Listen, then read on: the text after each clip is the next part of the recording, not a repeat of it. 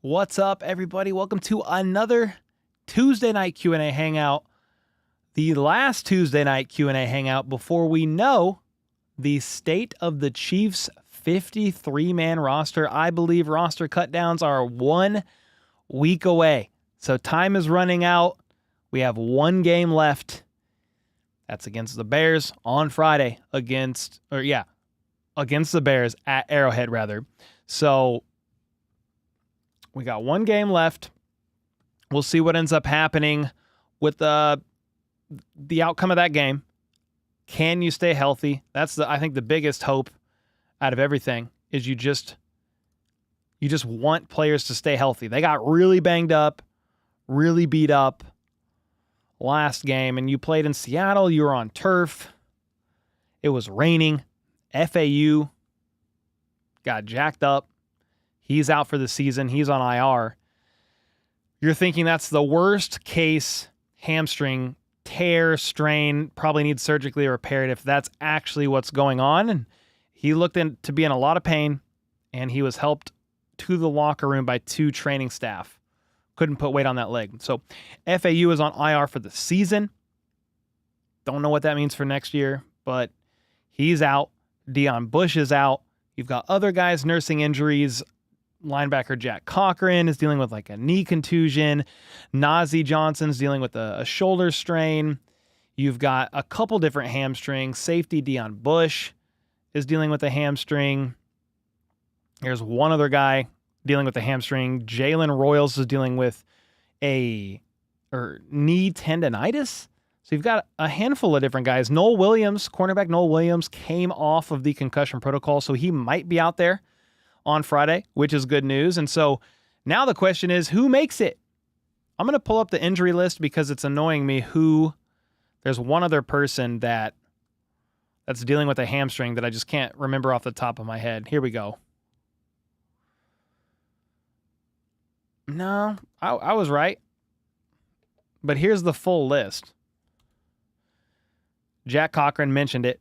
Knee contusion. Ethan Driscoll, he had an appendectomy, had his appendix removed. Mike Edwards, hamstring. Nazeeh Johnson, shoulder. Defensive tackle Omar Norman-Lott retweaked his ankle.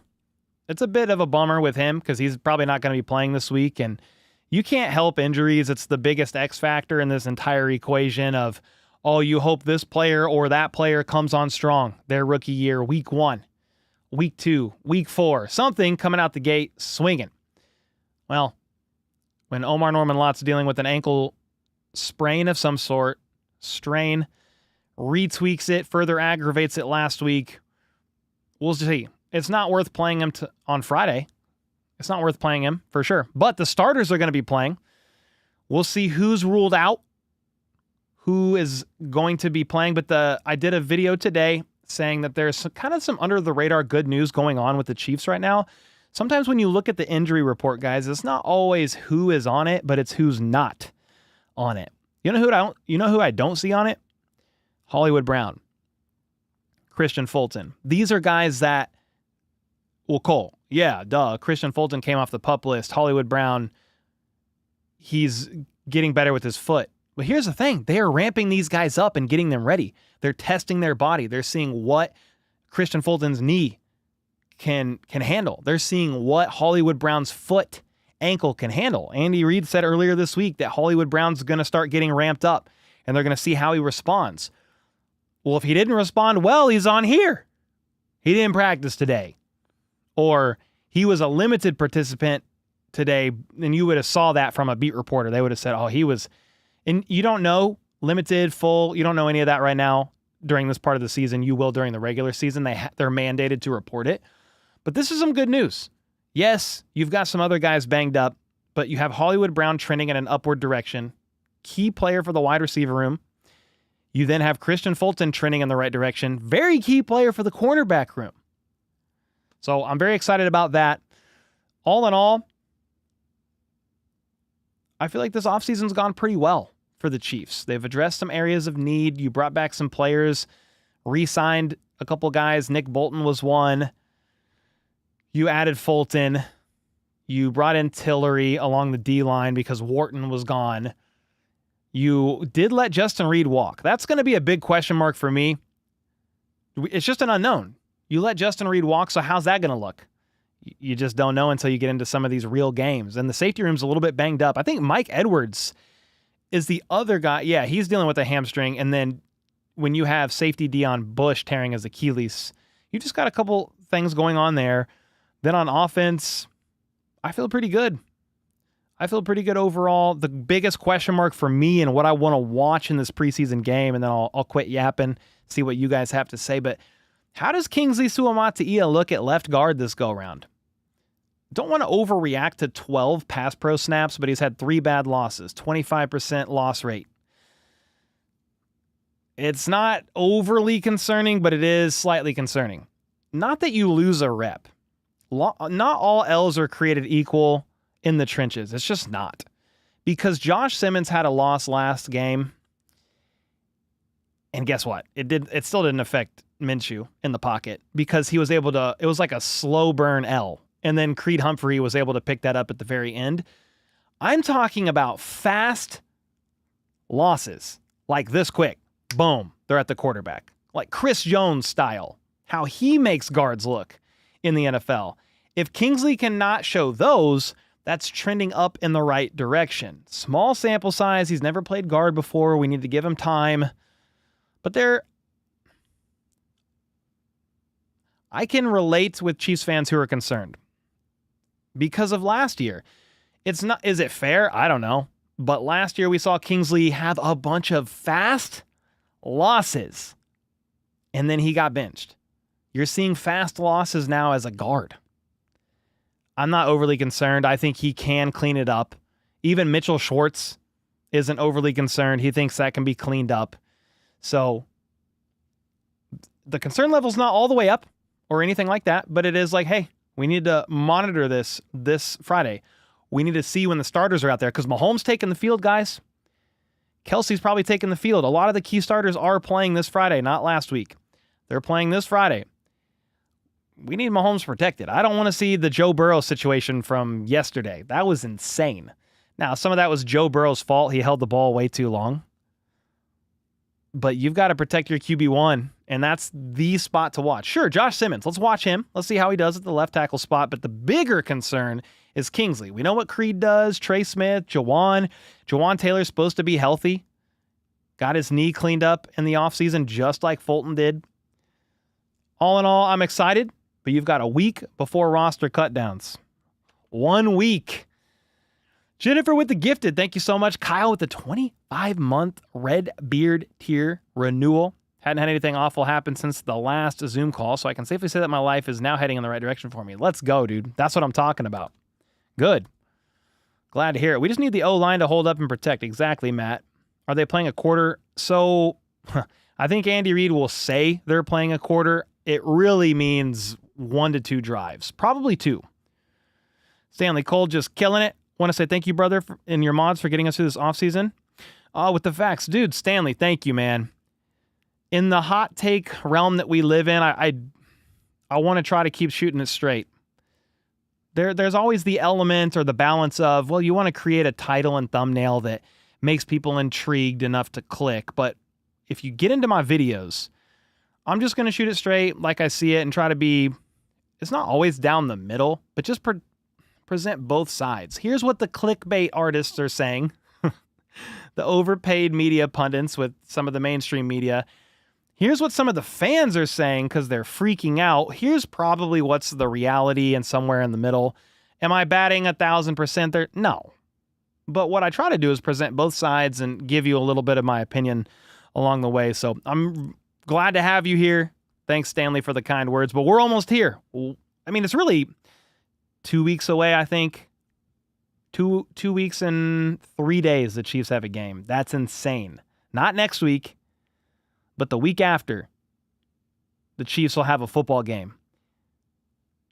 16 days away. I think somebody posted today it was Lynn Dawson days away from having a game. You're scared about Kingsley? With that said, would Mahomes roll out more right for deep balls? Yeah, for sure. That's his preferred side anyway. But part of that is what's the quickest way to a quarterback, straight line, i.e. through the interior, in between the center and the guard. That's the quickest way to a quarterback, and where the offense can really get disrupted. Now, the Chiefs, I think, benefit more just from having better tackle play than anything else. Mahomes sometimes has a deeper drop back, and he's going to see that coming. What he can't see is when he's facing this way, he's got the deep drop back. He's right-handed, right? So he's looking this way, but he's getting pressured from this side quickly from the left tackle spot. You'll be able to see that a little bit more in your peripheral from the guard spot. It's not as detrimental to your offense having a quick loss for your guard per se than your tackle, but it's still not ideal. So I hope he gets it cleaned up. I'm going to believe in Kingsley. I'm just going to root for him and want him to succeed. Partially because what else are you going to do? You want Caliendo in there? I don't know if that's the long-term solution. Joe Thuney's gone. So we can sit here and say all we want. Oh, I wish Joe Thuney was here. I agree with you, but it's just not reality. So I'm very excited. The Chargers are going to be an interesting opponent. I'll break that down next week, probably. It's really for a worry. It's not even a worry, just a conversation for a later day. But the Chargers are pretty good. The Broncos are pretty good. The Raiders got better. AFC West might be the best division in all of football, unless you want to say, is it the NFC North with the Bears, who are probably fourth, and then the other three teams that all made the playoffs last year. Vikings, then the Lions, and the Packers, I believe, is all four of those teams. Tom, with the 4 months, I see Chiefs going back for a three-peat. Well, the three-peat's over, but if you want to say you're saying they go back for another three-peat? Like they went to 3 in a row, lost the third, and they're going back to 3 more? I would put a lot of money actually on that not happening, but dude, if that happens, I would be very happy to be wrong. It's just so hard to make it back, man, year in and year out. It's only getting better. It's only getting more competitive. It's only getting more difficult. 2 years from now, you won't have Kelsey. Maybe 2 to 3 years from now, you won't have Chris Jones. There's going to be some interesting roster turnover to watch over the next 3 to 5 years. Is Andy Reid still coaching? Pete Carroll's probably not still coaching. But it's just going to be very intriguing. I see this as like Chiefs Dynasty 2.0. What do you do with it? How do you respond? You're not going to have some of these blue chip centerpieces anymore. You're going to have different ones. I think Creed Humphrey is on that trajectory for sure. But think about it. Chris Jones, Kelsey, and Mahomes. Those guys were all drafted by the GM prior to Veach, even though Veach had his eyes very much so on Patrick Mahomes. But once those guys hang it up, Chris Jones, Kelsey, and then Andy Reid, if he does, when he does, he will. But when? That's going to be a really big question. How do the Chiefs respond? Who do they get as their coach? How does Mahomes handle it? And I think what we've said, or really what the mainstream media has said all along about Patrick Mahomes is, oh, well, if he doesn't have Kelsey and Tyreek, he's not going to be able to do it. Okay. You trade away Tyreek, you make it to 3 Super Bowls in a row, win 2. Well, if he doesn't have whatever, pick the excuse. It doesn't matter. He's defied the odds. He's top 5 all-time quarterback in NFL history before the age of 30. It's absolutely insane. I don't want to talk too far into the future because sometimes it just doesn't matter. It's irrelevant. We don't know what's going to happen. You know that Father Time's going to catch up to everybody, but that's why we got to enjoy the here and the now. Tom, with the 4 months, thanks again, man. Yeah, you said 3-peat. Slamming with the 2. If Spags wants a 3-tech nose tackle, should have drafted one. Yeah, you must be referring to Omar Norman Lott trying to get him to put on some weight so he could play a little bit better against the run as well. So, yeah, I don't think the ankle injury has anything to do with him gaining weight or anything like that, but it's a combination of the weight gain, the ankle injury. Omar Norman Lott is notably not as explosive as he has looked previously. This also is the NFL, but I think the ankle injury is kind of bothering him. I trust Veach to figure it out through the draft. Yeah, you've got a hit in free agency draft. You're never going to be perfect. Is FAU a hit? I would say no. I think we can. The hamstring's not his fault. but he's underwhelmed. Sky Moore, not a hit. CEH, not a hit. Even though I did like CEH before injury. He never looked right after that, though. But here's the thing. Go to every single team and look at their L's. Talking draft pick L's. Everybody's got them. No, Veach is not perfect. Andy Reid's not perfect. They both have their, I guess, flaws or issues, but 5 Super Bowls in 6 years, man. A lot of it, yeah, sure. Mahomes. But still, you've got to give credit where credit is due. I'll never sit here and say that they're perfect, all these guys. Even Mahomes. He had his worst half of football. I mean, you want to say Super Bowl 59, fine. But he had his worst half of football in that AFC Championship game against the Cincinnati Bengals. I was at that game. In the AFC Championship when the Chiefs were up, was it 21-10 at halftime? They threw that ball to Tyreek, and he stayed in bounds. They ran out of clock. The clock struck 0, and halftime it went. I mean, that Mahomes is responsible for that loss, too. So none of these guys are perfect, but you still have to be grateful for the success that they have had. What's up, Arion? We've drafted in the top % of the league the last few years. Nothing to complain about there. Yeah, you're always going to have misses. I think this draft class could shape up to be maybe not as good as 2022. I think that was, you guys would probably agree, that's Brett Veach's best draft. That's the draft class with McDuffie, Karlaftis, Chanel, and then the Fab Five. Josh Williams, Brian Cook, which also Trent McDuffie is part of that. I'm going to forget some of them. Nazee's one. Jalen Watson's the other. They also drafted Pacheco. That draft class was absolutely insane.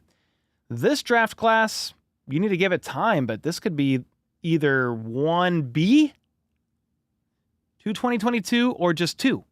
I think this has the potential to be a very impactful draft class for years to come, and you kind of need it. Creed is best draft class for Veach. Creed is the best draft, like his draft class was the best, or he was the best draft pick. Because Creed might be the best draft pick. He's got to be up there. If you're looking for a good book, check out Rose of Sorrows by one of our very own. Ooh, we got the plug. We got the plug going. Let's go. Is she in here? Yeah, Emperor, thanks for the 5, man. Chad with the membership. Yo, what's up, KC Juice Kid? How are you, man? You miss Snead. Speaking of L'Jarius Sneed, the Chiefs, you want to talk about perfectly timed trades? Tyreek Hill might have been the top one. Perfectly timed. You get all that draft capital out of him and go to 3 straight Super Bowls. But then I think L'Jarius Sneed has to be right under there. L'Jarius Sneed played less than half the season last year with a quad injury, and he's doubtful to play. He's doubtful to play week 1 for the Titans because of a quad injury. Titans cornerback L'Jarius Sneed quad. Uncertain for week 1 against the Denver Broncos. Sneed is working back towards getting off the PUP list, but it's unclear if he will be ready week 1. You guys can't see that. But it's unclear if he will be ready week 1 versus Denver, said head coach Brian Callahan. You want to talk about a perfectly timed trade after the season Sneed had? This dude's been nothing but injured since, and I don't wish injuries on anybody. I hate that injuries are a thing. But they were managing his workload all year. I think Sneed lived on the injury report last year. He lived on it. And you manage the knee. You do all you can. You have an incredible year. And then you trade him. He gets a bag. I think that I am very grateful for that. Because Sneed's story is absolutely insane. I'm pretty sure both parents were in prison. He was raised by his grandma and his older brother. I'm trying to remember if he lost a sibling to violence as well. I know Pacheco lost a couple, and their stories in my head blend a little bit. I'm very happy for Snead, but he's jacked up.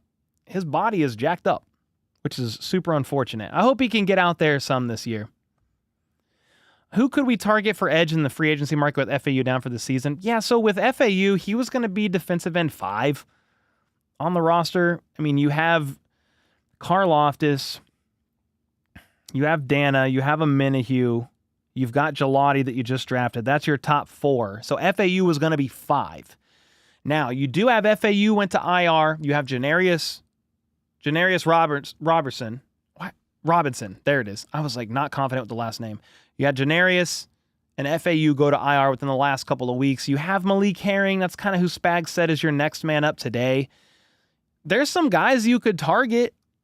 I think we talked about, is it Za'Darius? Let me look at free agent. Free agent pass rushers. Let me look at who's left. It's not a lot. Not really.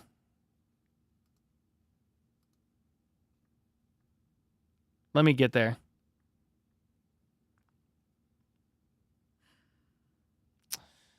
Za'Darius Smith, Jadeveon Clowney. Those are probably your top 2 guys.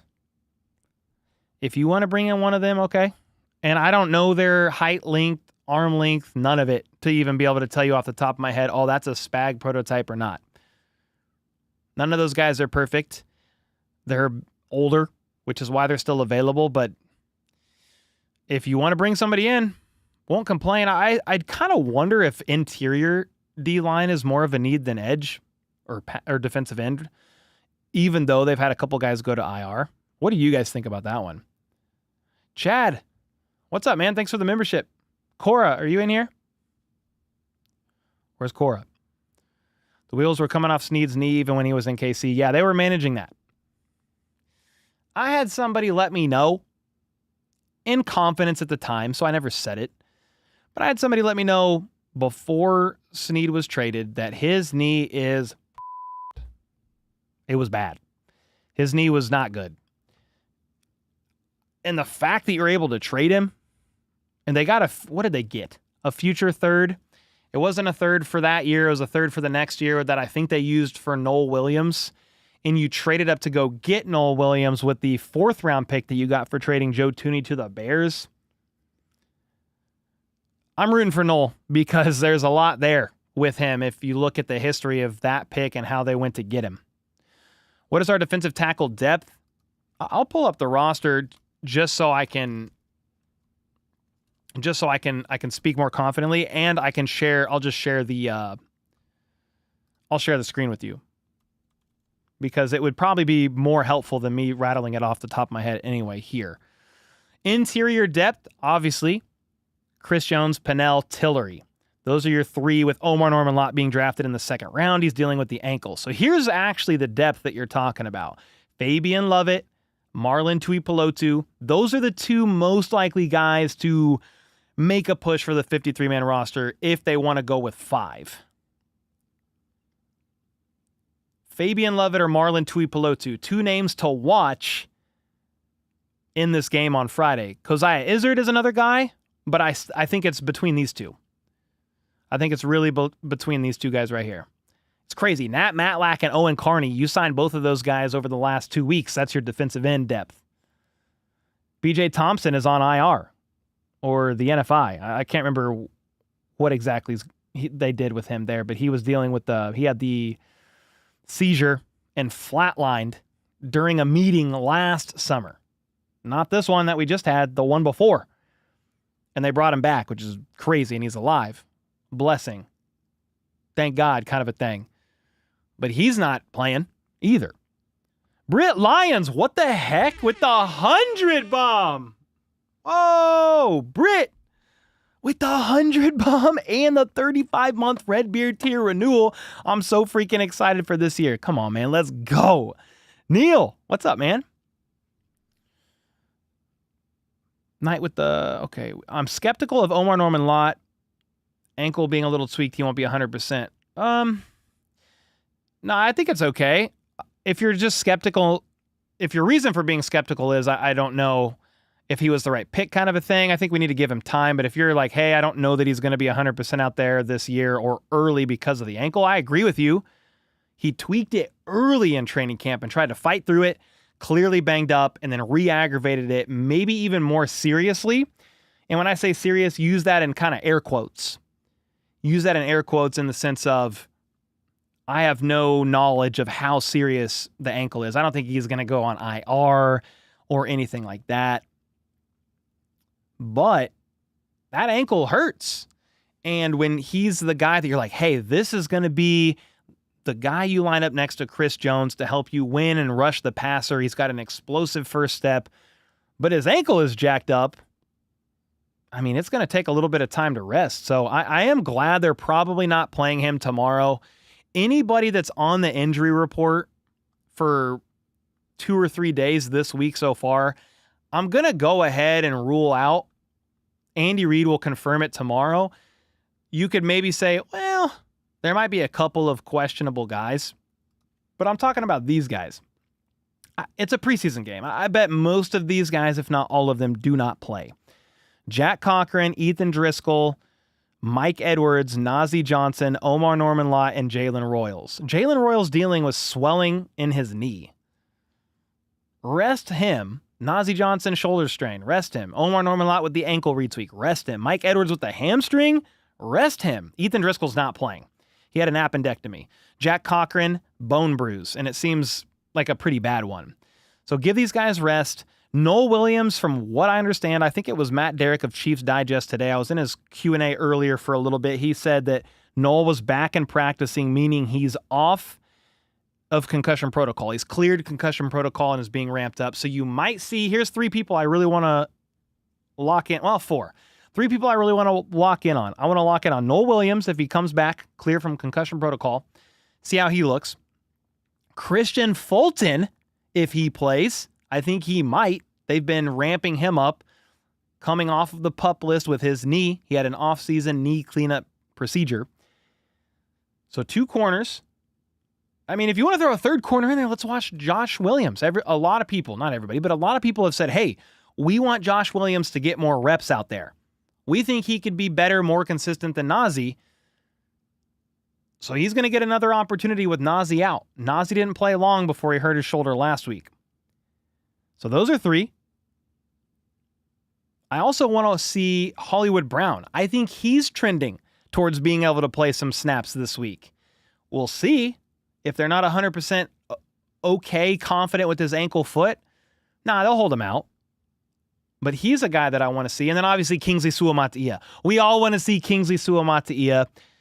I'm not going to hate watch Kingsley Suamataia. I'm going to watch like this. Show the upward trajectory a little bit. We want steps of progress. It's going to take a little while. There's going to be growing pains, but we want the steps of progress. Jennifer, thanks so much for the 5 gifted as well. When is roster cutdown day? I think a week from today. Yeah, week from today. Dead serious. Oh, I don't know what you're talking about. You guys are... Sometimes I get in here and it's random convos that I'm trying to read. If you have a real question, start your comment with like 3 or 4 question marks before. Type your question, put it after. That's how I know you're talking to me. Or tag me. Like Eric said, maybe HBT Chiefs can do a random generator. Oh, is it for a ticket giveaway? Marcus with the 5. What up, G? What's up, dude? Did you by chance have a date set for the member stream? No, but we've got... What we'll probably do, Marcus, is we'll do it next week because it's kind of like a bye week. We'll do it at some point next week. We might do Thursday. I'll do the Q&A, so the members only stream. I'll then do my interview with Fox 4. I do an interview every Thursday at 8:15. And then after the interview with Fox 4, probably like 8:30, we'll go Zoom call. Let's pencil in Thursday the 28th for members only live stream, where we'll give away multiple things. Some coffee, some HBTC coffee, some signed merch, a jersey from NFL Shop, which I still need to order from the last one. It's the last thing I need to do. But we'll do that. I'll do my Fox 4 interview. We'll then do members only Zoom call all on the 28th. Book it down.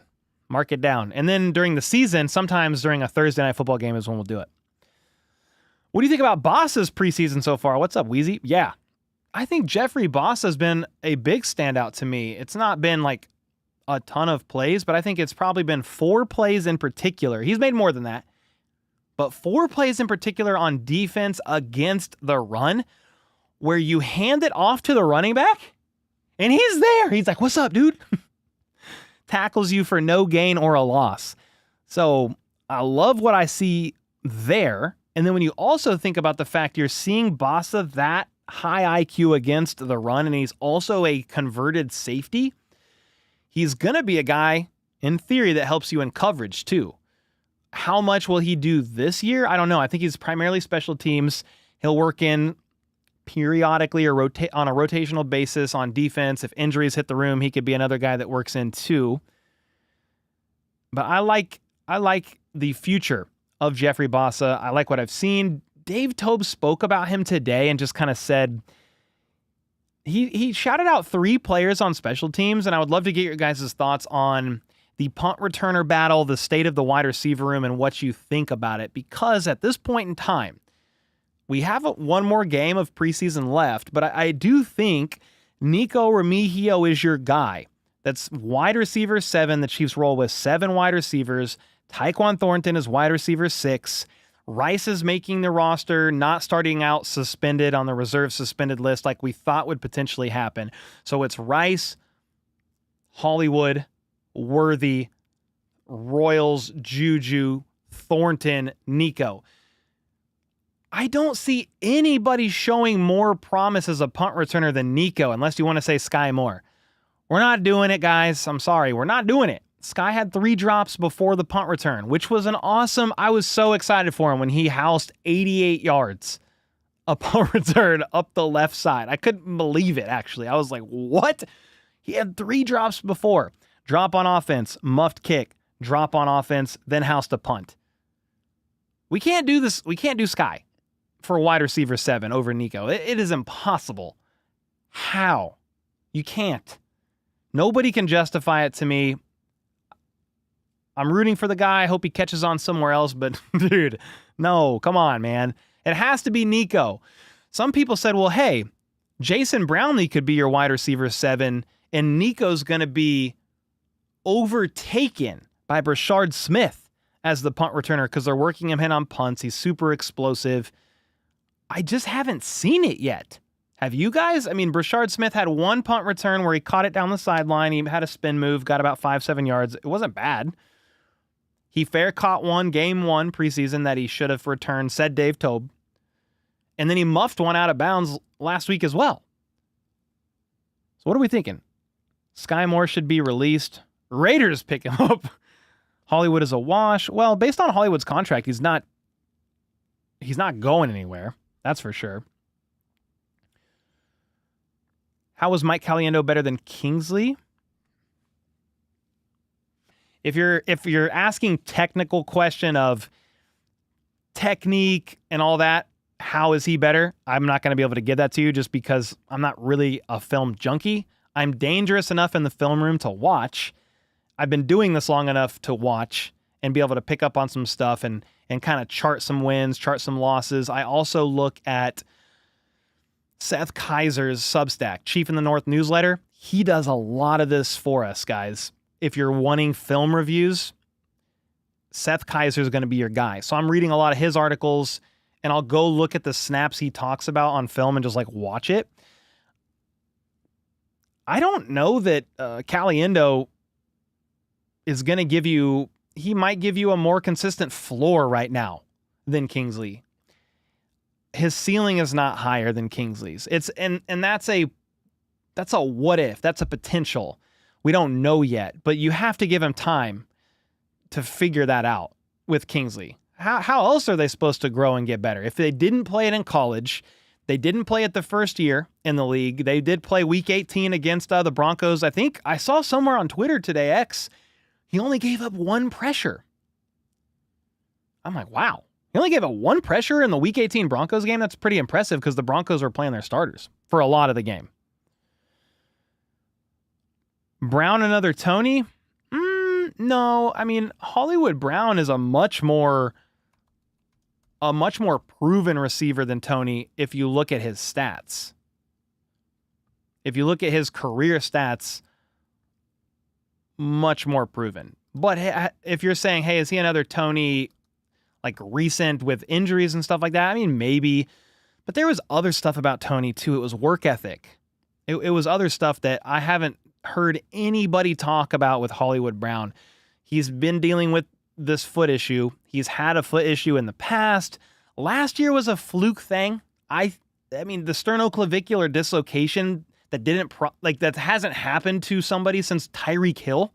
Same stadium, by the way. I think it was the Jags stadium. But that dislocation, they reset it on Tyreek, and it healed where it needed to, and he was back in like 3 games. I think it was like, wasn't it like 2 or 3 games?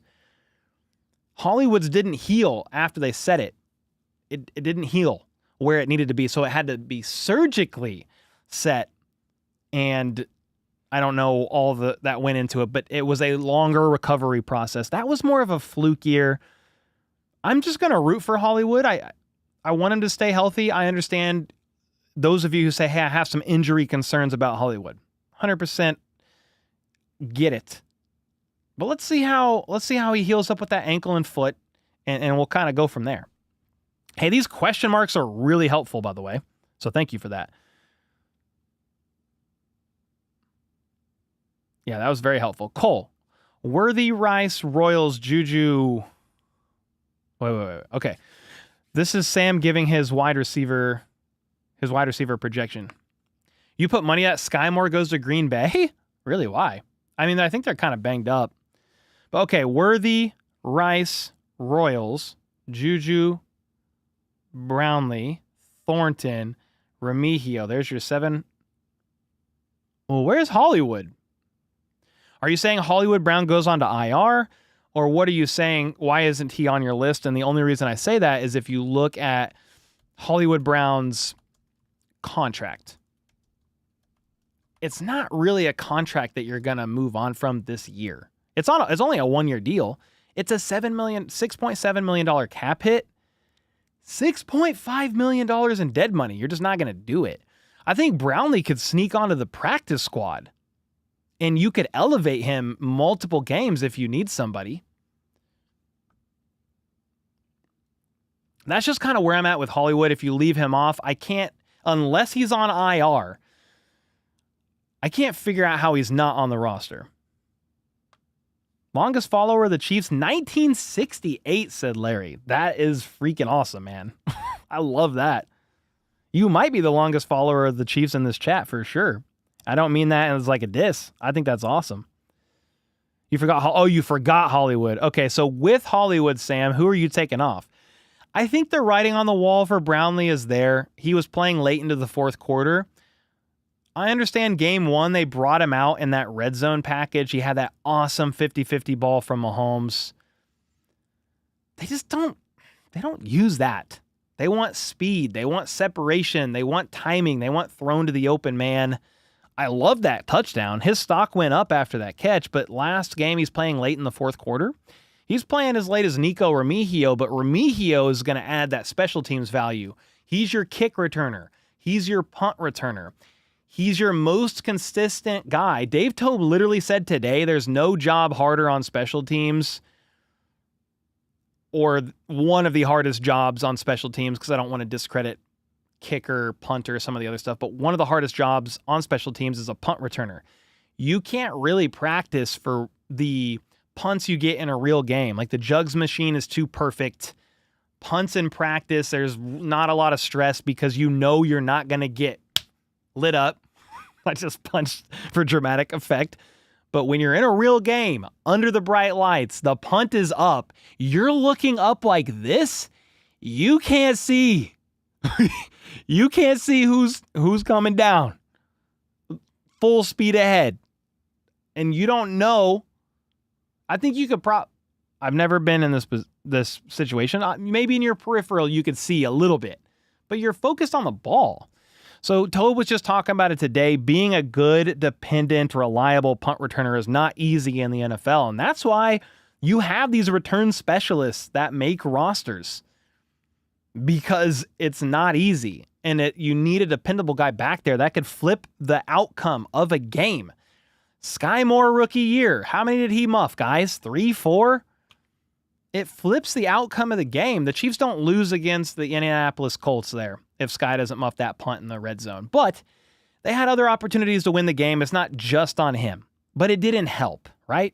It did not help at all. Tobe also said he would feel comfortable with Sky doing it. Better get some depends. Yeah, so Tobe was specifically asked. The question was something to the extent of, what do you think about Sky as a returner? Could he do it? It was something along the lines specifically about Sky and his confidence level of Sky being able to do that on the roster this year. And Tobe basically said, yeah, Sky could do that if it came to that.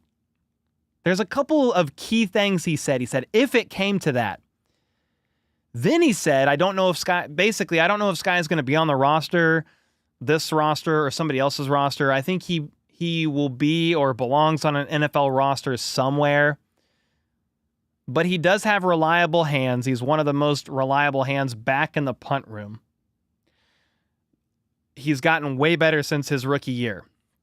Well, that either says Sky Moore is Himothy, okay, in the punt room. He's great. Or you don't have a lot of dependable returners in there yet. Brashard Smith has never really returned punts before. He's returned some, I think. Worthy's done it, but you're not putting Worthy back there. You're just not doing it, guys. Maybe in a pinch. Nico's probably your guy. But if a coach is asked by the media, could Sky be your returner this year? What are you supposed to say? No. This guy's not making the roster. Are you kidding me? No, he's not going to say that. If one more injury hits the room, Sky Moore really could make the roster. But after that performance last week, how? You can't do it. He's in his head. He needs, if he's going to stay in the NFL, Sky Moore needs to be somewhere else and just get a fresh start. No expectations. He's the former second round pick that just didn't work out. He's with his second team. There's no pressure anymore. There's always pressure. But I think his time in Kansas City is done. You wore your HBTC shirt in Hollywood over the weekend, saw 2 other people wearing the same shirt. We all gave high fives. Really? Oh, let's go, Johnny. What shirt was it? That's fire. That's so cool. Did you guys get how about those Chiefs flags? I'm trying to go and see if there's any other questions that I missed. You're the oldest Chiefs fan in chat. Lenny Dawson's daughter, Lisa, was in my class at private school. What? Ocean Girl said, I'm the oldest Chiefs fan in chat. Lynn Dawson's daughter, Lisa, was in my class at private school. That's actually insane. In a great way. That's like a really small world kind of a thing. Love that. Cole, sign Tony, get somebody to catch the punt and hand it off to him. You've got 2 returners back there on special teams like a kickoff. They're like, why is there 2 returners? Why is there 2 returners? Cole, I took Worthy in a sleeper fantasy league and Rice as a flex in another. I do like both of those. The Rice suspension makes me a little bit nervous just because you don't know when and how long. Private school, girl getting that good education. This guy needs to go to the ophthalmologist. Oh, boy. Oh, boy. Ray, it's been 6 months since the Chiefs lost to the Eagles. Does anyone in the chat need to be reminded of it every day, as Stephen A. Smith reminds us every time he talks about the Chiefs? I always say this, and I was just I had a meeting today with some people in the Chiefs space. And I just said, hey, you are only as good as your last at bat. Meaning, a lot of people only talk about your last game. I think you can extend it beyond that because the Chiefs have the track record and you didn't really lose any key pieces to say that they're going to fall off a cliff or anything like that. But that's all they're going to talk about sometimes because it's the last time this team has played. context is a little key. That roster for the Eagles was absolutely stacked, and you had Joe Tooney at left tackle. Okay, you had no Rice. Hollywood was back, but not really where he needed to be in the offense. You had Mike Caliendo at left guard. A minute he was back, not quite himself. Jalen Watson was back, not quite himself. Isaiah Pacheco was back, not quite himself. Now, if there's for some reason any Eagles fans in here, oh, Cole, you predicted the Chiefs to win. I did, because I watched them win game after game after game that they probably on paper logically weren't supposed to win. But there are factors in the equation that override my thoughts of reality, because I've just seen it happen time and time again. They were going for a three-peat. Nobody is taking a team to the Super Bowl with that roster because of all the injuries, unless it's somebody like Patrick Mahomes. You're not doing it. Oh, Cole, shut up. It was all Andy Reid. Andy Reid was 1-4 in the playoffs with the Kansas City Chiefs before Patrick Mahomes took over as a starter. Shut your little mouth. You don't know ball. So, yeah, there were things that I was looking at in that game. I was like, hey, I think the Chiefs could win it. On paper, they're outmatched in almost every single position group. Well, that happened with the 49ers. They were outmatched in almost every single position group, especially if you looked at offense to defense. I mean, those 49ers defenses were absolutely insane. Eagles in 57. Oh, it was the field. Look what happens when you get a field that's not slippery. Dude, you guys are boring. You guys make me want to go to bed. I'm not talking about you. I'm just talking about the takes that I see. It's so low IQ. Like, you don't even have to, you just say stuff. You don't think about it. You don't process. You don't look at context. So, yeah, I'm going on a tangent about the Super Bowl because, yeah, I thought the Chiefs could win it. But I did say if the Chiefs are going to win, they need to put up 30 or more. You also have to win the turnover battle. Did they do either? No. Are you going to win that game? No, you're not. If you throw a pick six and you fumble, strip sack that Jalen Hurts throws a freaking dime 45, 50 yards to the end zone, no, you're not winning the game. I'm sorry. You're just not. Okay? So they got as far as they did last year in spite of all the injuries. I applaud them for that. Mahomes said it himself in The Kingdom. If you're watching The Kingdom documentary in episode 1, they said, what do you consider? They're talking to Patrick Mahomes. What do you consider as a success for the 2024 NFL season? What did he say? Super Bowl win. What do you consider a failure for the 2024 NFL season? Super Bowl loss. Like, without skipping a beat. It was all or nothing. So, yeah, hats off.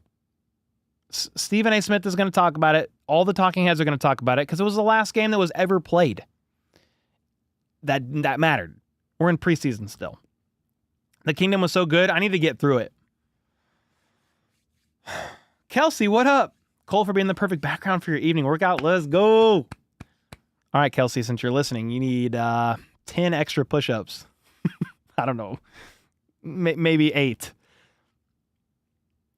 Do you think we will extend Pacheco? Great question, Slammin'. The Chiefs have not shown me... They have not really shown me that they value running backs to extend somebody to like a multi-year deal outside of essentially drafting somebody. I'm talking really since Mahomes became the starter. There might have been one of these running backs that I'm just spacing that they signed to like a 2-year deal. They've brought multiple running backs back on 1 year kind of deals. If they extend Pacheco, it's quite possibly after Pacheco next year in free agency tests the market and just kind of sees what he can get. I like Pacheco. Don't mind him returning by any means. But based on what the Chiefs have done at the running back position and how they value it, they throw a bunch of 1-year deals or a late round draft pick in the running back room and they just kind of call it good. Is that what I would love to see? No, not necessarily. Hopefully next year they draft somebody a little bit higher too. I'm not saying first round. It doesn't have to be top 3 rounds, but just give me a running back. Like Brashard Smith, I like the idea of Brashard Smith, but he's played running back 1 year in college. Give him more reps next week.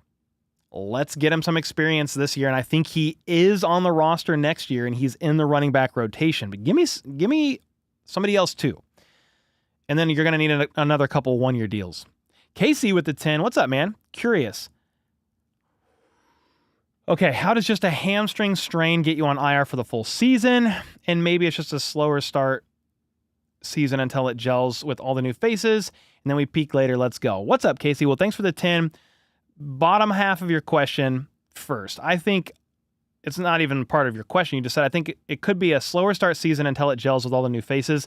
Yeah, I think most NFL teams, they're trying to figure out their identity for the first 4, 6, 8 weeks of the NFL season. That's even including the Chiefs a lot of years. They're still winning a lot of these games, but teams are still figuring it out. About halfway through the season, you're like, all right, this is the identity of this team for this year. The X factor in the equation that I always say it, and I sound like a broken record, is injuries. You just never know what could happen with the injuries.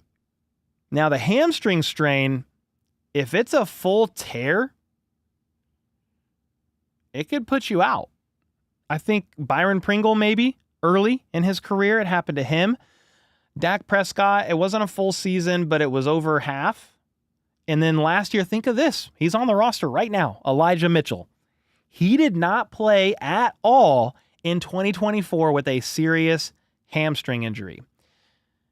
It happens. It's rare. But yeah, to put him on season-ending IR is tough. I think also, guys, you can only, and somebody in chat correct me if I'm wrong, but I'm pretty sure you can only put 2 people on IR, and with the potential return designation. I think it's only 2. And so if you knew the FAU was going to be done for well over half the year, you didn't really want to put the return designation on him in case somebody else gets injured and they only need to be on there for like 4 weeks and then can return. If Kingsley is as bad at guard as he was at tackle, what would you do if you were the GM? Okay, so what I would do is fly in Dalton Reisner for a visit, for a workout, and pay him. The Chiefs have $19 million in cap space. I would say you've been with the Bengals. You're going to visit. He's going to visit some other team. I can't remember who it is. You then fly him in, and you say, what did they offer you? And then you offer him more money. I don't want people to read. I'm just answering a hypothetical question. I do want to give Kingsley chances. I think he needs a solid 3 to 5 weeks of the regular season to really know and see. It's not even will he be perfect by week 3, week 4, week 5. It's will he be doing this week in and week out, just getting better. Yeah, sure, you'll have losses. That happens to everybody along the offensive line, basically, unless you're Creed Humphrey. Okay? But if you have a valuable veteran interior O-lineman that you sign on a much cheaper deal than what Joe Thuney would have cost, there might be some of you saying, why didn't we keep Thuney? $26 million cap hit. You can't. You just couldn't. Unless you extended him, which that's when I said, hey, if the Chiefs keep Joe Thuney this past offseason, they're going to extend him. You can't play that guy on his cap hit. It is, it's too much. What happens if somebody else gets hurt along the interior O-line? I don't want to throw that out there, but what if Trey Smith got banged up and needed to miss 4 games? You want Kingsley and Caliendo as your 2 interior guys? So that's kind of where my mindset goes of, hey, bring in a veteran interior O-lineman, raise the floor of the room, and I'm not trying to discredit Hunter Norzad or some of the other potential options that are on the roster now. I just don't know what I don't know. That's where the coaching staff monitors every practice snap, every preseason snap on film. They're not only monitoring it, but us as fans, as we watch the film, we don't know what the exact assignment was. We don't always know who's executing their assignment exactly how the Chiefs wanted them to based on the scenario that ended up playing out after the ball got snapped. Anyway, that's a long-winded answer, but that's what I would do. Thoughts on a healthy Juju? What's up, Andrew? He looks good. He said he feels stronger, faster. I think you're going to get a very valuable impact role player in this offense, if injuries go down at all, or if when Rice gets suspended, we could see Juju working in the Rice role more than we think. We think right now, oh, it's Jalen Royals. I guess Hollywood Brown could do it a little bit. I think it could really be Juju because, he's looking good. He's had a great camp. He's healthy. He wasn't quite right, I don't think, even last year when the Patriots let go of him, and that was evident at times too. So definitely excited, man, about Juju this year. I think he's a little bit of an underrated guy in this offense, especially down the stretch. If a couple guys get banged up, I think Juju could make some plays for you for sure. Roughneck with the 5. Do you feel like this is the most talented receiver room top to bottom Mahomes has ever had? That's a tough one. I think it's probably it's shaping up to be the most talented wide receiver room since Tyreek Hill left. But man, some of those wide receiver rooms earlier on in Mahomes' career, when you had Tyreek, you still had McCole, you had D-Rob, you had Pringle, you had Kelsey in his prime. I'm not sure if I would go as far as to say deepest, but it's looking good. It's shaping up to look like a lot of depth there. Some of it's a what if with Royals. Hollywood, can you stay healthy? But we know Worthy should be ramping up for a really solid, productive year 2. Rice is wide receiver 1 as long as he's not suspended or he doesn't get friendly fired by a teammate, which it was an accident. It was a fluke thing. But even some of the depth guys, I think I said what if with Royals, but Juju healthy. We'll see about Thornton. Yeah, I'm excited. Oh yeah, Sammy Watkins too. Thank you. Yeah, the couple years there too with Sammy, that was a very solid wide receiver room. I'm sorry that I actually forgot Sammy. Sammy, I have no Hammy Watkins until the playoffs. That dude showed up and balled out for the team, especially in the playoffs. We won 2 Super Bowls without him. Yeah, for sure. And that's not like a bad thing. Like, because of what they did with the Tyreek Hill trade, all the pieces that they got for the Chiefs on defense, you drafted McDuffie, you got Karlaftis, you saved cap space. And that defense, man, you're not winning at least one or two of those Super Bowls without that defense. You're just not. Because the offense was taking hits sometimes, and Mahomes needed it. The offense needed it. But that's okay. It's called complementary football. Coaching matters. All 3 phases of the ball matters. Offense, defense, special teams, and then game on the line, 4th quarter matters. That's Patrick Mahomes. Enter Patrick Mahomes X Factor. Key downs, 4th quarter comebacks, all of it. He'll help you get it done. What day is roster cutdowns? I believe it's Tuesday. 1 week from now, 26th. Where'd you get that black Chief shirt with the Metallica black wording? This is from Made Mob. If the mods hit ! Made Mob, that's where I got it. This was their shirt last year and they didn't bring it back. I could reach out to them and see if they could. This one and the Chief skull, I want them to bring back. But yeah, it's Made Mob. Basically, 80% of the shirts that I wear on this channel are from Made Mob. They just dropped this shirt. How fire is that? I just ordered it. Kansas City Kingdom. I just ordered that. I just ordered this. So mademob.com/HBT Chiefs, or just use code HBT Chiefs at checkout and you'll get 20% off. And they're super high quality. I've washed them 100 times. I reverse them, but they're great quality, man. They're my favorite shirts. Slamming with the 2, September 27th, Oregon versus Penn State game is one to watch. Can you tell me why? Because I don't really follow college ball, so why is that one to watch? What's the context behind it that I just don't know? Love that skull shirt. It's my favorite one. Missouri Sports Gal. Who's been the guy you hated to see traded away the most this season or ever? Ooh, gosh.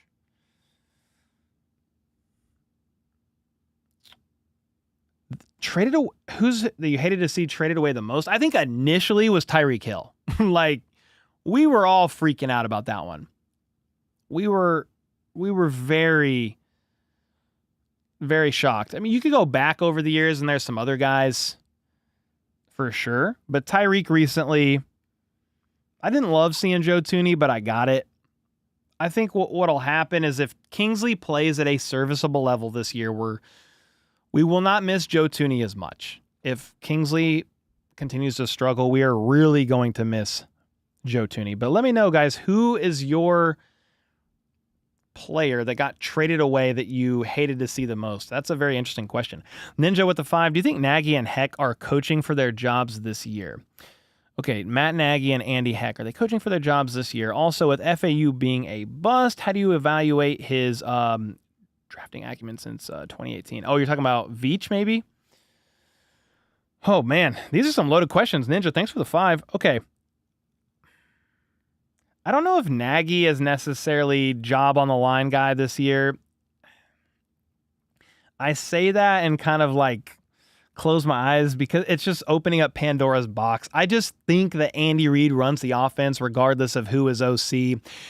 And there's nuance to the conversation with the offenses and how they've looked since EB has left. Because the flip side of that is, well, EB was a much more successful OC. Look at the offense when he was here. Well, look at Matt Nagy when he was here before he went to the Bears in the Chiefs offense. It was really good. There's nuance to it with the injuries, with the wide receiver room 2 years ago leading the league in drops. Kelsey is no longer in his prime. He's still a top 5, top 7 tight end in most categories, and probably in crucial gotta have it situations on the fly, still top 3, even at the age of 35. Soon to be 36. Look at the left tackle situation, the O-line situation. Mahomes has been to 5 Super Bowls. He's had 5 different starting left tackles, which is absolutely insane.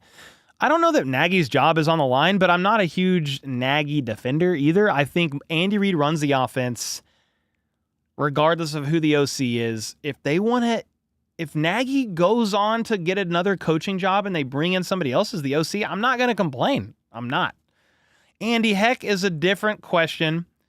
It's interesting. I just saw somebody today say that Andy Heck is insanely underrated, one of the best offensive line coaches in the NFL. I saw about 5 comments today after that saying Andy Reid is god-awful at developing linemen. It's opinions split on Andy Heck. I think he's a pretty good O-line coach. I think it has been tough not being able to get that franchise left tackle that you would want. But I think you can look at some of the linemen that they brought in and they've definitely gotten better, improved. The O-line has been pretty solid in aspects.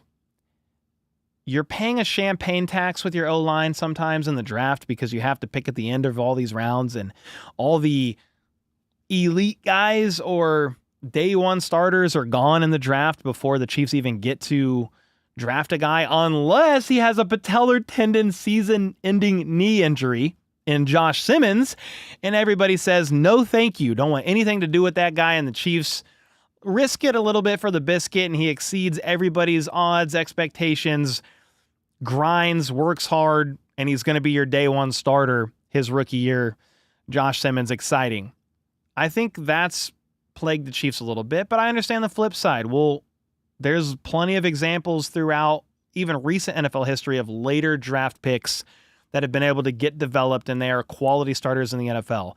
Was Jordan Mailata a 6th or 7th round pick? It was one of those two, and he's one of the better top left tackles in the NFL. So I get it.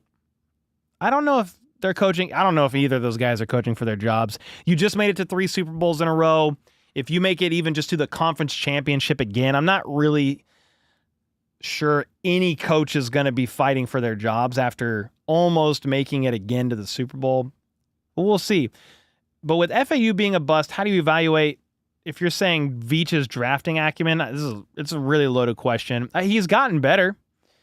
There's been some misses, though. Earlier draft classes were not as good. 2022 was the peak. 2023, 2024, so-so. You've had a couple hits in there for sure. Rice. And we could go down the list and look and be like, okay, that guy. I think 2025 was one of his better draft classes, but you won't know for a couple years for sure. Hannah with the 10 months. My hot take for the season. Pat has 4,800 yards. Top quarterback in terms of air yards per... Okay. Top quarterback in terms of air yards per attempt. I think he's been one of the lowest recently. Kareem becomes the best short yardage back in the league for the season, and Xavier outperforms Rice. Woo! I like all of these. Trying to figure out the best time to click send so you'll see this. Did YouTube contact you about being the sideline reporter in Brazil? Heard they got Destroyer, but you would be so much better. Well, thanks for the kind words, man. No, they did not reach out.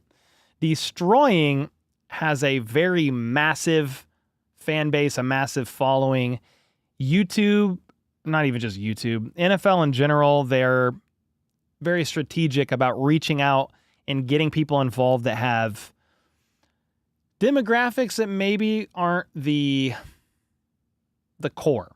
Taylor Swift is a big one. That is a divisive name just because of who she is.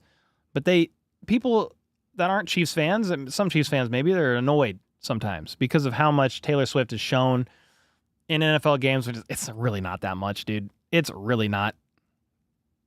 I mean, bunch of crybabies, cry me a frickin' river about that. But also just utilizing her and social and ads and stuff like that to leverage, trying to reach out to her fan base and bring in some of that. So Destroying is a huge YouTuber, but he's a huge football YouTuber that does all these 1v1s. He's a former punter. He played I think he was a punter for a minute here recently in the UFL or the USFL. No, they didn't reach out to me. I wish. I'm so encouraged that you thought highly enough to wonder if they would reach out. If YouTube reached out and said, do you want to be a sideline reporter for game 1 in Brazil? I'll buy my own ticket. I'll walk there. I don't even know if that's possible. I might have to go through the border here and weave my way around. I don't know if I would even make it, but I would try. Used to be pro heck, but it's not that recent. Picks haven't popped. It's that Niang, Wanye, and so far Kingsley. They haven't not only developed, but have gotten worse over time. I think it's hard for me to know for sure with Wanye because of the knee injury he was dealing with. Kingsley was super raw. I don't know if can you say, again, I'm not like an Andy Heck apologist, but can you say Kingsley's gotten worse if you gave him 2 games and then you benched him? How do we know? We have some limited preseason reps. Niang, it was unfortunate. He didn't look the same after he opted out, I think COVID, right? He had an injury, and dude, he just had another injury and never quite looked right. Super unfortunate.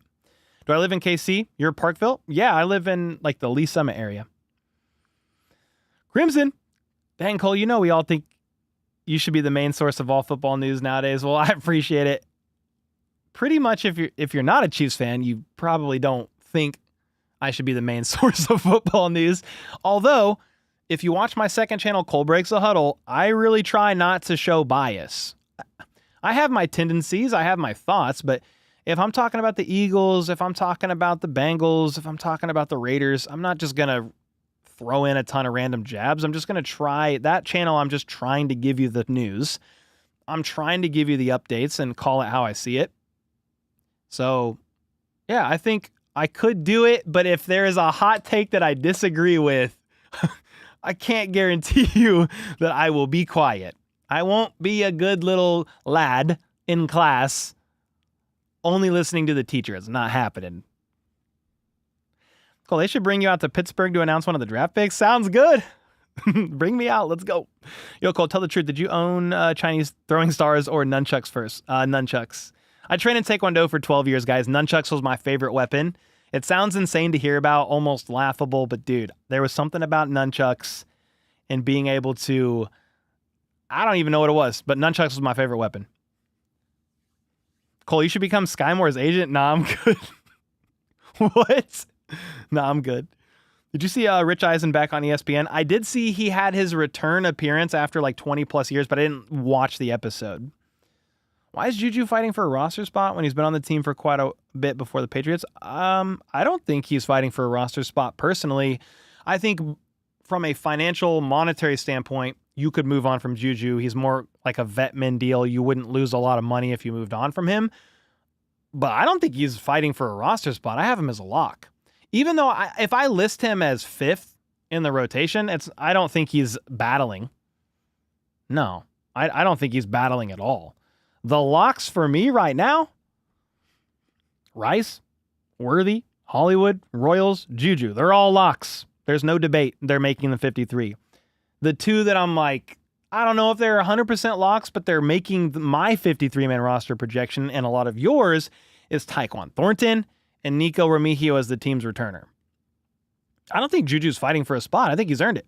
I think he's in there. Locked in, baby. Did you see the left-handed behind-the-back pass Mahomes did? I did. I shared it on Twitter. I could probably share my screen. Right here. It was just for fun. Just a little bloop. Left-handed behind the back. He said, I got left, though. I got the left, too. Little lefty pass.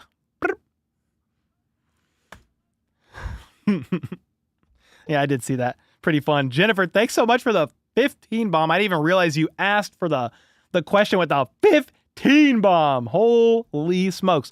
I just want to say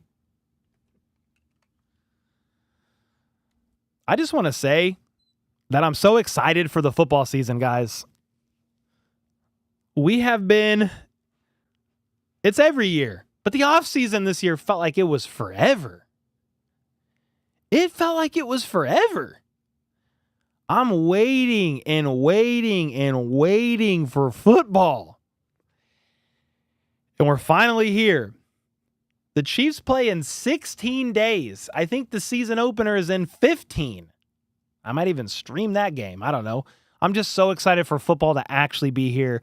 We can quit saying the projections, even though I'm doing another 53-man roster projection soon, but the what ifs, the look at this OTA practice that had no pads on, this player is standing out, or, oh, ESPN ranked Patrick Mahomes, or Chris Sims ranked Patrick Mahomes QB4 this year. No, you don't talk about it anymore. You're going to watch them get out onto the football field, and they're just going to show you. Mahomes said, they've talked enough. Everybody likes to talk. I know I'm pacing, but I've been standing all day at my desk, so I'm just pacing for a second while I give you some of my thoughts about how excited I am for the season, and then we got more questions. But they've talked enough. Now you're going to see them actually get on the field and show it. Who's going to show up? Who's going to get the W? Let me tell you what. If the Chiefs get the W, you think they're going to get the credit? Hell no! It's going to be the refs! I'm telling you right now. It's going to be the refs. But we know, and the former dynasty knows, that it's actually greatness. Who's giving the Chiefs all the props and all the offseason interviews they do? Not the talking heads. Not people on social media. No. The former dynasty. Gronk, Wes Welker, Brady, Belichick. Those are the only opinions that matter right now. That's it.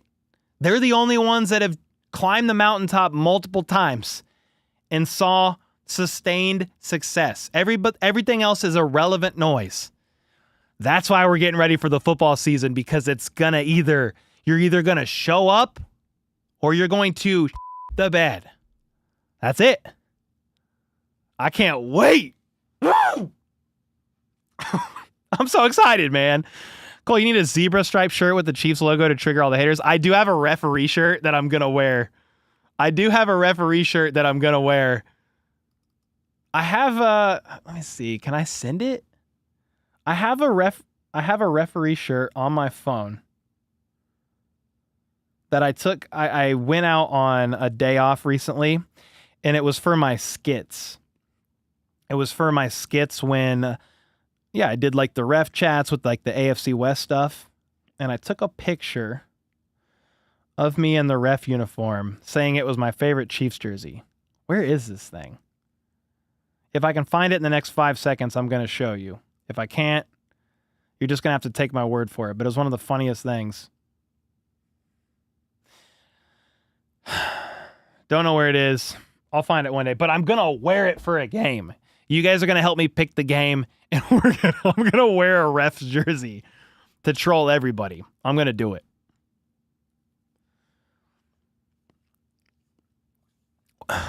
Well, who is your favorite player currently and all time? Ooh.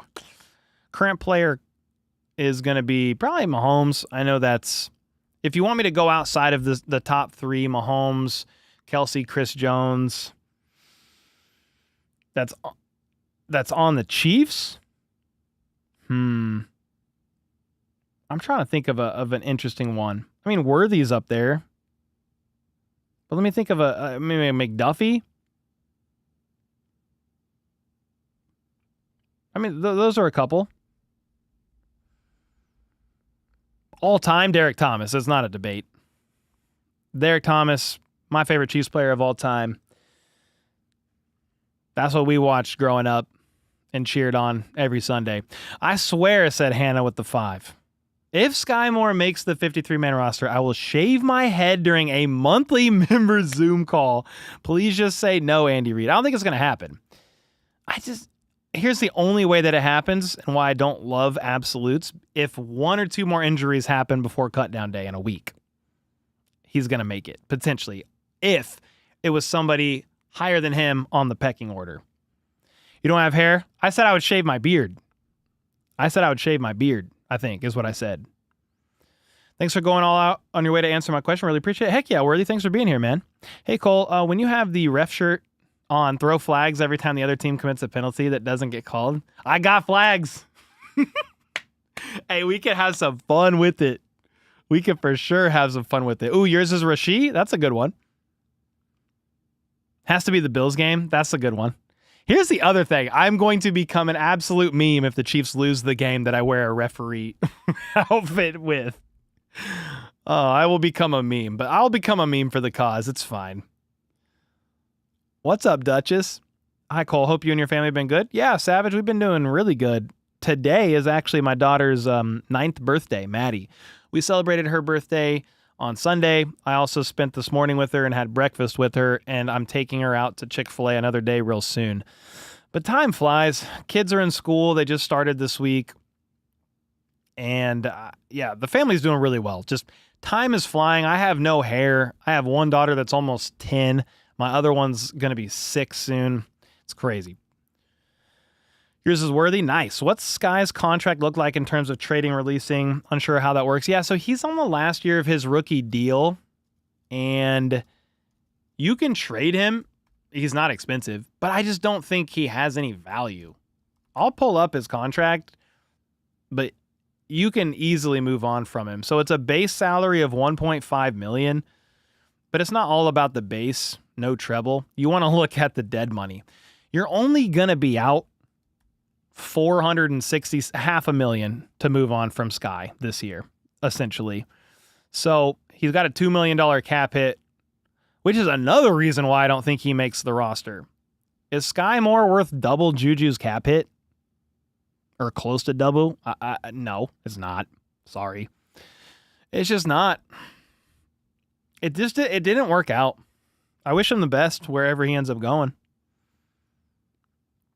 Who saw the secret word interview short? I did. That was a good one. They do that every year. They feed all the Chiefs players during their training camp pressers a code word that they have to kind of feed in to their interviews. And there were some pretty good ones. Yeah, there were some pretty good ones for sure. I caught a couple of them in real time. When Creed Humphrey said he was so hungry he could eat Matt McMullen, I was like, yeah, they fed that one to him. Wear the referee shirt for the Bengals game. Jamar Chase will give you great content. You'll go viral. Well, I don't think the Chiefs play the Bengals this year, do they? You're saying if they play them in the playoffs or something? Would give you good content. Hannah, thanks again for another 5-bomb. Yeah, he just needs a change of scenery, Frank. And I'm not even saying if he had that change of scenery that he's going to be an instant success. But offenses work different schematically depending on where you go, and maybe his skill set will translate a bit better in a different offense. But here's my thing. with all due respect, because I'm not a receiver. I don't know that I could even catch a ball if it was thrown my way in a game either. I don't care what offense you go to, bro. You have to catch the football. If the ball comes over here, you got to catch it. Or you're not going to fit in any offense, no matter the schematics of it. It's not happening. So you got to catch the football. Yeah, Hannah's a rock star. 100%. Are you celebrating Mahomes' birthday with him? I don't know. I don't think so. When's his birthday? Oh, September 17th? It's in a month, almost. Pretty much. I don't know.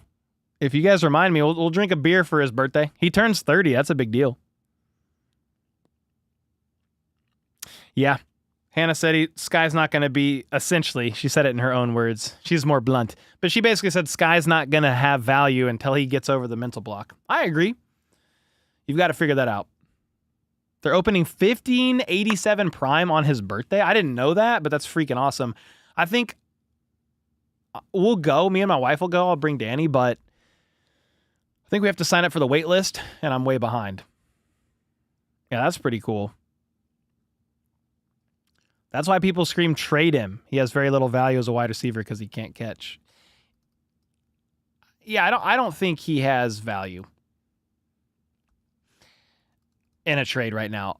I think if he would have had that punt return last week that he did have, which was freaking cool, it was awesome, very surprising. I flipped out. A lot of you guys are with me. If he would have had that and 2 or 3 catches, even for 30, 40 yards, somebody like, oh, look, Sky Moore, we could fix him. He's a former second-round pick. He could be our returner. It didn't work out with the Chiefs. We could work with him. If you got 3 drops in a game and you house a punt, but you also haven't caught a catch in a game since 2023, what value are you going to have? I don't know. I don't think you have any, man, which is unfortunate. What's your record prediction for the Chiefs? 13 wins, somewhere right around there. It's weird coming into watching football and realizing they're mostly all younger than me. I would ask how old you are, Kelsey, but I don't. That can be rude. I feel like you can't be older than me. I'm 34. You're not older than me. There's no way. Cool. Thoughts on giving Sky Moore to Shador Sanders? What does that even mean? What does that mean? Do you think Rashee Rice is top 10? What's your exact ranking for him? No, I don't know, to be honest with you.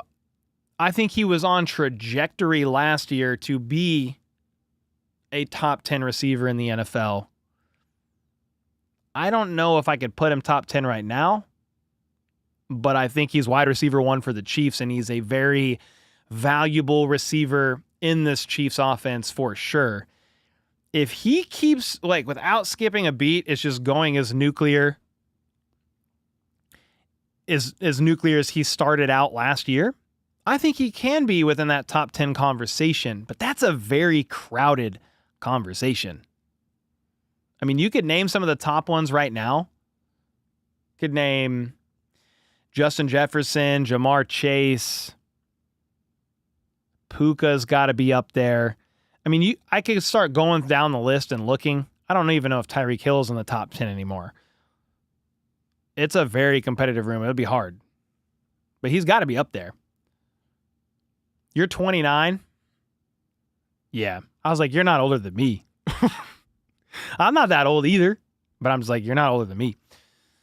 Yeah, there's a lot of people in chat or that watch football that are, I think what's crazy at my age, or even when you start approaching 30 in general, you're like, dude, that's an old person in football years. They're always saying, oh, he's 30, he's old, he's out of his prime. I'm like, excuse me? I'm just hitting my prime, but football years are different because of how physical of a game it is. Sin McBride with the 10 bomb. Really good trip to the past. Chief Concerns had Romeo Crennel on last night. OGTV. HBTC, thanks, Cole, for a great show. Let's go. Yeah, I actually saw that. I need to watch the interview because that's crazy. Listening to him talk Chiefs during a some interesting years, to say the least. Would be a lot of fun, or at least bring back memories. It would be very nostalgic. I got to listen to that. What happened to Badger? He's a beast stats, but very good at Gators. He is trending towards not making the roster, but hopefully making the Chiefs practice squad. I would love to see that guy get another year in the system. And you always have these guys, not always, but you sometimes have these guys that just need a couple years of development, and then they can become a more impactful role player in the NFL. It's a tough ask of a UDFA, an undrafted guy, to come in, crack the 53, and instantly contribute. Has it happened before? Sure. Is it pretty freaking rare? Yeah, it's pretty rare. It does not happen often. So right now with Badger, he's working mainly with a third-team offense. We'll see him this week, but I think he's not cracking the 53. I'm rooting for him to make it to the Chiefs practice squad, though. Who's your AFC sleeper team? Mine is New England because of Vrabel. That's not a bad one. That's a very tough division with the Bills in it. AFC sleeper. It's, I guess, what's your definition of a sleeper? Because we talked about this last week. Is it a team that just did awful last year that you think could make a potential push for the playoffs? Is that a sleeper?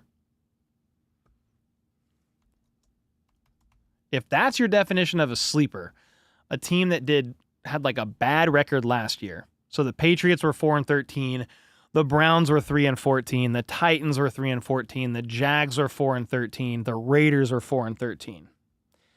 Out of those 5 teams I just said, Patriots, Browns, Titans, Jags, Raiders, I want to go Raiders, but that division's too tough, so I might agree with you with the Patriots. Retooled O-line, Drake May in year 2. You've got Diggs. Vrabel is now there stabilizing the team. You put a lot of effort on defense and free agency. Maybe it is the Patriots. I want to go Raiders out of all those teams. Somebody said Browns. I don't know, bro. Their QB1 is Flacco. They signed Isaiah Bond recently, which was something. It was an intriguing signing. I think it's going to be a good... He'll have value there for them. Raiders offense looks scary this year. Yeah, but their defense is like a huge question mark to me.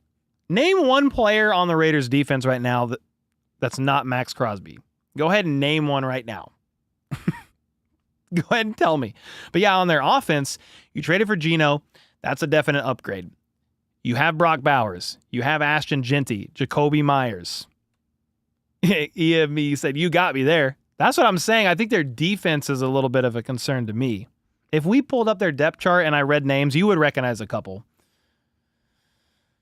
Isaiah's out on bond. Yeah, he got cleared of his charges and all that, so. Yeah, that's what Weston said. Raiders defense is worse than Swiss cheese. Mm-hmm. Does Casey have a higher amount of guys who stayed their whole career? Am I just not familiar enough with other teams? It's not that common that you stay at one team your entire career unless you're just that good. Or you have a short NFL career. I bet you the average... What's the average... Let me look this up. It's not long. Average career length of an NFL player is 3.3 years. Technically speaking, if you're going off the average, I would say yeah. Because most draft picks they have a 4-year contract and they're not necessarily even playing, they're not outplaying their rookie contract. 3.3 years.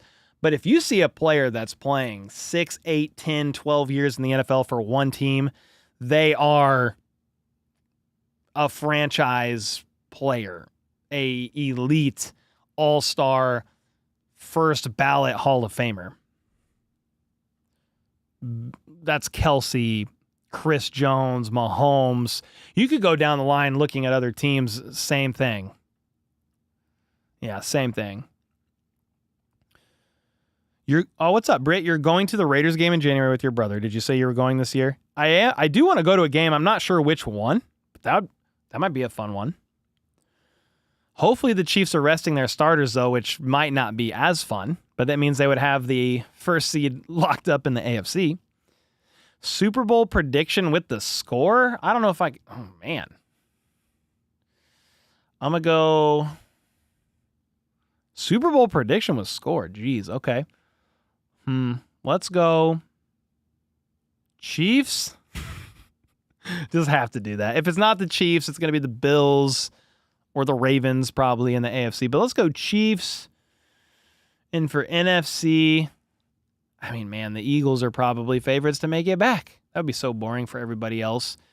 The Commanders are on the rise. You can't rule out the Lions. The Bucks could still make a push. If Stafford stays healthy, the Rams are in the equation. God, dude, I do not want to say Chiefs-Eagles again. That's just so boring. Give us somebody else. Let's go Chiefs. Screw it. I'm going to go Chiefs Bucks. I don't know how confident I am in that, but let's go Chiefs Bucks. Chiefs win 27-21.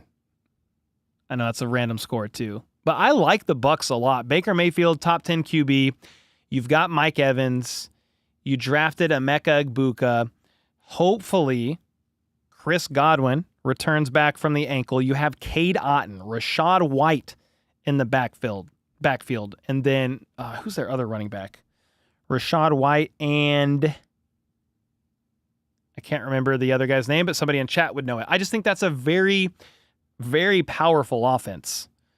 Very kind of underrated. And then Todd Bowles always has that defense playing super aggressive. No, not Cade Otton. Yeah, Bucky Irving. Thank you. I was like, I should know that name off the top of my head because that's actually your primary back. Baker Mayfield, okay, versus Patrick Mahomes, Texas Tech. Classic game of all time. Facts. Yeah, I apologize to Bucky Irving for not remembering his name off the top of my head. That's what the Game of Thrones scene's shame. That's shame-worthy right there. Has anyone ever gone to 4 straight Super Bowls and won 3? Ooh. Did the Patriots do that? Has an NFL team ever won 3 of 4 Super Bowls in a row? I know the Bills went to 4 in a row and lost all 4. But I'm not sure off the top of my head. Bucks have been my dark horse team in the NFC to make a run. They're probably the most slept on team in the NFL. I like that. I just was trying to pick somebody a little bit different. I want to pick the Lions. I'm just not sure. The Eagles absolutely have another chance. I was just trying to think in my head of like, let's not have another Super Bowl repeat. And it's not because I don't want to play the Eagles or something like that. I just would love to have it mixed up with somebody else. And again, that would still be a team you played in Super Bowl 55. It's not Brady. But I like the Bucs. I like Baker. I like his story. They've got a lot of weapons over there. Favorite football player name? Oh, favorite football player name of all time? Jorquarius Spivey is up there. There's a couple names that you just see and you're like, yeah, I like that name a lot. Favorite football player name? That's a tough question. No other team has ever made 4 Super Bowl appearances aside from the 1990s Bills. The Chiefs are attempting to tie that record. That's crazy. Chargers AFC West Championship? I think the Chiefs still win the AFC West. I know Colin Cowherd's been making the rounds because I'm just switching mics. I just need to pace for a second. My back's bothering me. I think Colin Cowherd recently said that the Broncos are going to win the division. I actually do like the Broncos making it to the playoffs. I think they're second in the division. The Chargers are a close third, then the Raiders. I don't think the Chargers win the division. There's also some what-ifs there from the Broncos. How does Bo Nix do in his second year? That defense is insane, though. Denver might have the best defense in the NFL, if not top 3. And I just think they're really... That defense is a game changer for them. And they still have some playmakers on offense as well. They have Sean Payton. It's going to be a tough division, guys. It is not going to be easy in the AFC West. So you can't just troll around, running around here saying, let's ride. Russell Wilson, let's ride. because they suck. No, that's not how it's going to work anymore. It's not how it's going to work anymore. Sure, you've already spoken on it, but Sky Moore, bye-bye. Yeah, probably, Evan. Broncos making the postseason could be fun for them. Well, they made it last year, too. It's not even an extremely insane hot take. But until the Chiefs lose the division, I don't know how you predict them losing unless, God forbid, an injury occurs. The only way the Chiefs are losing the division is if, or have a great chance of losing the division is if, I don't even want to say it. I'm not saying it. It's if gets injured. I'm not saying it in a sentence. It's not happening. You know who I'm talking about.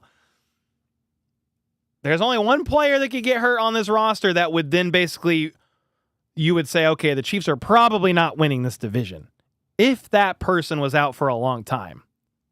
I'm not saying it. Sorry. You think Carson Steele's problem is him not knowing how to use his size? Him and Kareem build about the same. Outcomes different. Yeah, Kareem's also, what? An 8-9 year NFL vet. Steele is in his second year. I think he can learn, grow, get better. But Kareem Hunt, if you want to compare Kareem Hunt out of college to Steele, it's a different dimension. And I'm not trying to be disrespectful to Carson Steele. I'm trying to heap praise on Kareem Hunt because that dude was insane. The Chiefs were winning the Super Bowl 2018 with Carson Steele. Good God, with Kareem Hunt on the roster. If he didn't get kicked off the team, which that's his whole thing. He admitted to it, owned up to it, all of it. But if he didn't make those poor choices and get kicked off the team, the Chiefs were winning the Super Bowl Mahomes' first year as a starter. I am fully convinced. Sure, we can play the land of make-believe, what if, all the time. That's what all these other teams do, especially the teams that don't have a ring. But if you compare all that to say, Kareem Hunt out of college to Steele, it's not the same at all. It's not even the same level. But I think Steele can get better. He can grow and continue honing in on his craft. The Chiefs had the first overall pick this year. Who would you take? This year of 2026? I don't know. Because I don't follow college ball.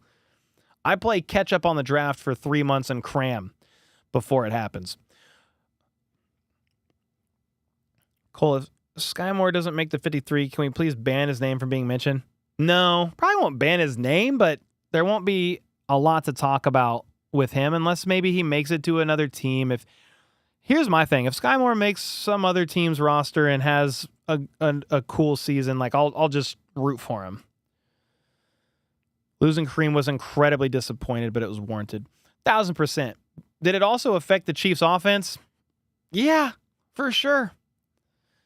But hey, if you, I'm putting crime in air quotes just because it's the perfect phrasing. If you do the crime, what is it?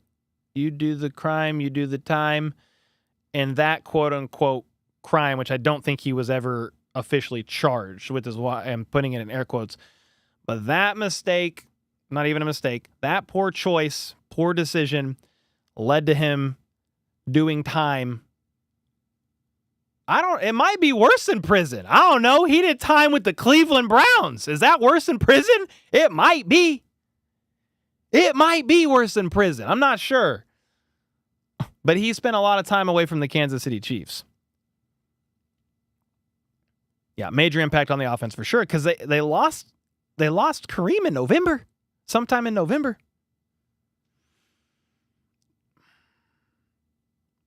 Whoa, Buck and Bob with the 10 bomb. What's up, guys? I've just seen this. Love the bougie SM7B wireless mic. Hey, thank you, man. Yeah, I have two. It looks extra like this, but if I can move it out of the way, it's better. I stand so long that sometimes I just want to pace around, and I know that's probably not the most engaging thing on camera, but then it's just a lot better on my back. Do you bake the head or use an electric razor? Also enjoyed you on Arrowhead Addict recently. Thank you for all the content. You're a machine. Oh, Buck and Bob, let's go. Thanks so much for having me on your channel, man. You have to DM me and ask. I'm using it's a wireless transmitter, but I don't know the brand off the top of my head. It was recommended to me by somebody, but I have one piece that plugs in here, powers on. Another piece that plugs into my mixer, powers on. I could go upstairs and talk to y'all. I could sit in the kitchen, which is crazy. Absolutely insane. Thanks so much for the 10 bomb, the kind words, but DM me and I'll tell you what it is. I just don't know off the top of my head. Steve, thank you for the membership, man. Playing in Cleveland might be worse. Where's your chair? I have a chair right here. I just didn't feel like sitting right now. I don't know why. I just didn't feel like sitting today. I didn't feel like it. What's your overall prediction on the Chiefs season, how it'll go? Probably about 13 wins. Probability of winning the Super Bowl. I don't know if I could put like a percentage on it. Probability of winning the Super Bowl. What do you guys think? Focus up, camera. Probability of winning the Super Bowl. I think they have a very strong chance to make it once again out of the AFC. But there's a reason why you don't win that many Super Bowls. It's freaking hard. It's not set up to have repeat. It's one of one. It's not an NBA series, 3 of 5 or 5 of 7. It's one game, single round elimination. It's way too unpredictable. Yeah, the odds are higher than the Cowboys, way higher. Way higher. Where's the Vikings fan that used to sit over there? So that was Alex. He used to sit here and edit, but he works from home now, and he's a Chiefs fan. But Troy is who you're thinking about, editor Troy. He sat over here during the draft. He edits Cole Breaks the Huddle. He scripts, researches, and gives me the base and edits for Cole Breaks the Huddle, my other channel. I predict that the Chiefs stop short in the AFC Championship game. Bills remain the only team to enter 4 straight Super Bowls. Oh, God bless. I don't like that, Kevin. I don't like that, Kevin. But it's hard to get there. So just that's why I'm like every year, just appreciate what the Chiefs have done. 5 Super Bowls in 6 years.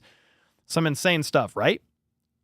All we can do is appreciate it and be grateful. But yeah, I think they have a good chance of making it back to the Super Bowl. It is not easy to do. Some of that is, can you stay healthy?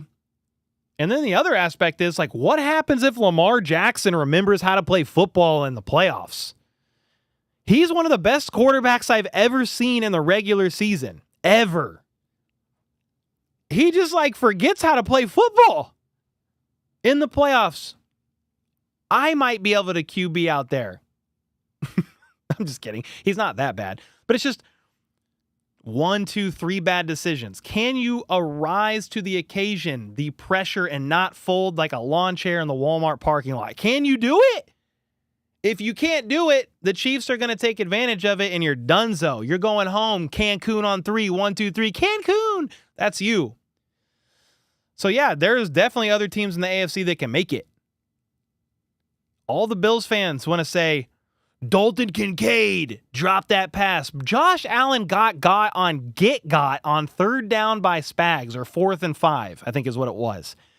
Corner blitz, never saw it coming, didn't identify it pre-snap. Josh Allen failed. He failed a couple other games ago late in the game when Tyler Bass missed that field goal.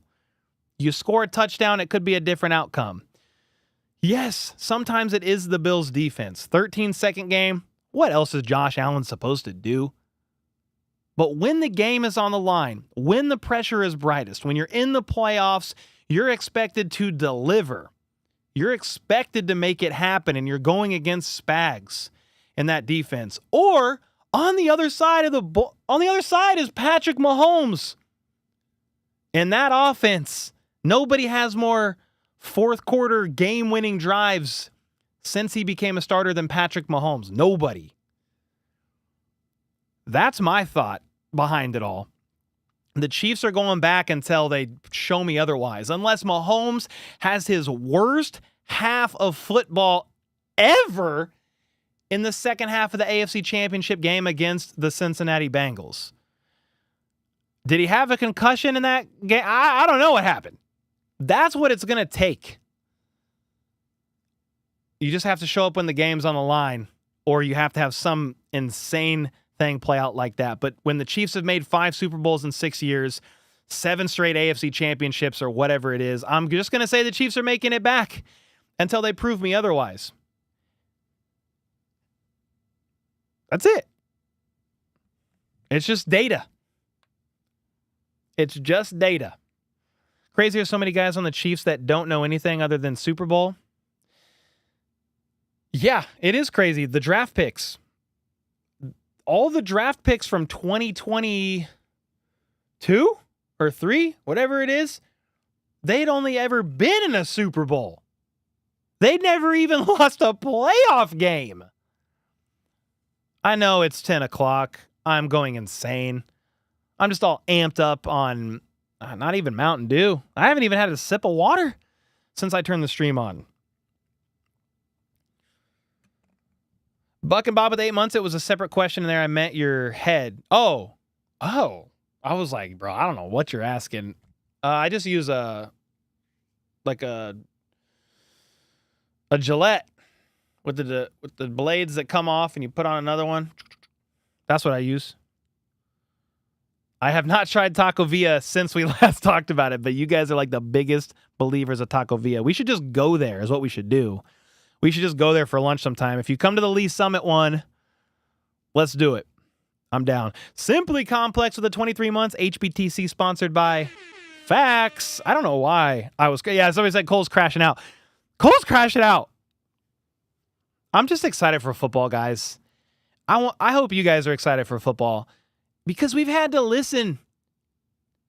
We've had to listen to the talking for 6 months. Outlandish takes. Nothing founded in reality. That's it. They are paid way too much to talk out of their and that's what they do. Why? Because it gets clicks, it gets views, it's cute. It's popular to hate the Chiefs. I get it. We hated the Patriots. Who cares? Are you going to show up or are you not? That's my whole rant. If the Chiefs don't make it back to the Super Bowl, it's because somebody else showed up or the Chiefs were extremely derailed by injuries. Exactly, Andrew. We've listened to all the people to say the Chiefs are going to suck this year. Time to prove them wrong. You got to prove them wrong on the field, man. That's what you got to do. We're ready for the revenge tour. Petty, Mahomes, activated. Let's go. They hate us because we're the topic. It's just very popular to hate on the Chiefs. Everybody hates the Chiefs. It's the Patriots all over again. Not direct comparison, but active dynasty. Whatever you can do to discredit greatness, you're going to do it. 51% chance Ravens making the Super Bowl if Mark Andrews doesn't fumble the bag. That was tough. That would have just tied the game, right? But the Ravens for sure looked the better team than the Bills that year, more dominant even in that game. But I think Lamar fumbled. I can't remember if he threw a pick or not. But they had 2 or 3 turnovers in that game and then failed the 2-point conversion to tie it. But it was still that close, even with that losing the turnover battle. If you lose the turnover battle in the playoffs, you're done. Typically, you're donezo. Done. It's over. No soup for you. Cancun. Go there. But they still almost won, which was crazy. Time to hang with Dina? Oh, thank you, Britt. No, I appreciate you. Did I watch The Kingdom? I watched episode 1. I need to watch the rest. Dalton Kincaid missed the pop fly. All right, let's talk about Dalton Kincaid. I'm a Dalton Kincaid truther at this point in time. Not really, but this is factually backed up by statistics. Arrowhead has the highest drop percentage in primetime games. The lights are awful. Highest drop rate in the NFL of any stadium at night in primetime games. Is part of that kind of inflated by the Chiefs wide receiver room that they had a couple years ago with Tony and all those guys gifting pick sixes to Brian Branch? Maybe. But it's also it goes over like the last 5 years. So Josh Allen throws a prayer on 4th and 5 in the hardest stadium to catch a pass that is a prayer at night in the NFL. And Dalton Kincaid gets the blame? Why can't You just hold the best, everybody else's words, quarterback in the NFL, Josh Allen, accountable for when he falls short. Just do that. He's a good quarterback. He fell short. It happens. Just do that. Give Cole a thumbs up. Thank you, man. I need to relax.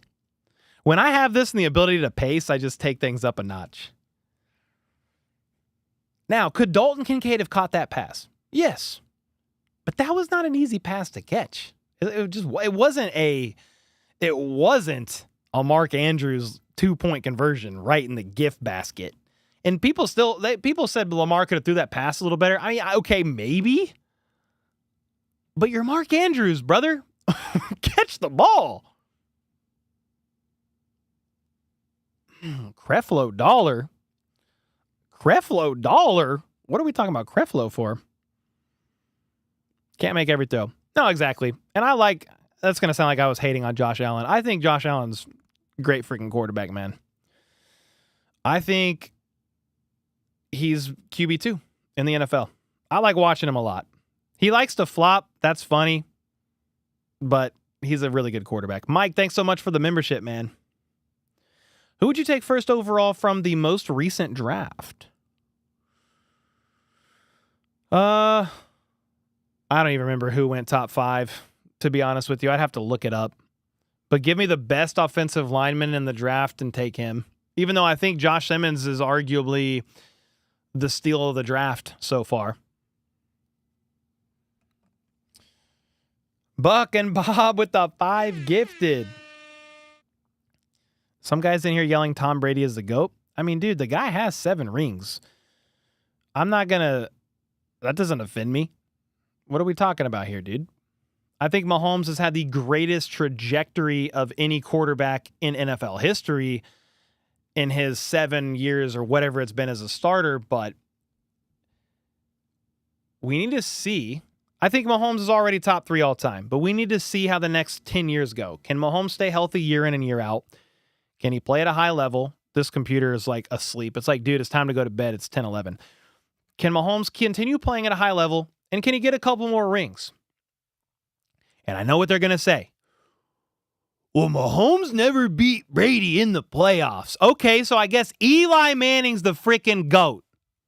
Let's just stop the QB talk then. Eli Manning's the greatest quarterback to ever play the game because Tom Brady is 0-2 against Eli in the Super Bowl. Eli's the GOAT. Why are we having the conversation then? All right, let me calm down. If Mahomes gets another couple Super Bowls, I think you could have some arguments there. But he's still top 3 all time. He's still top 3, top 4 all time. If you don't want to put him over Manning yet, that's fine. Talking about Peyton, not Eli. But we'll have to relax with some of that other talk. You just got to let it play out. And that's what's so fun about football. Let's see how it plays out. Dude, I appreciate y'all. I had a lot of fun in this stream. I don't know what it is that I picked up. My energy level's higher now than it was at the beginning. I don't know why. You're just getting unfiltered thoughts because the football season's so close, and I've been hearing all off season long. I appreciate y'all. Thanks so much for hanging out. Thanks for all the gifteds, the dono bombs, the mods holding it down in the chat. You guys make Tuesday nights worth everything, man. It's been a blast, and until next time, let's go. That's Friday night, last preseason game. Let's freaking go. How about those Chiefs?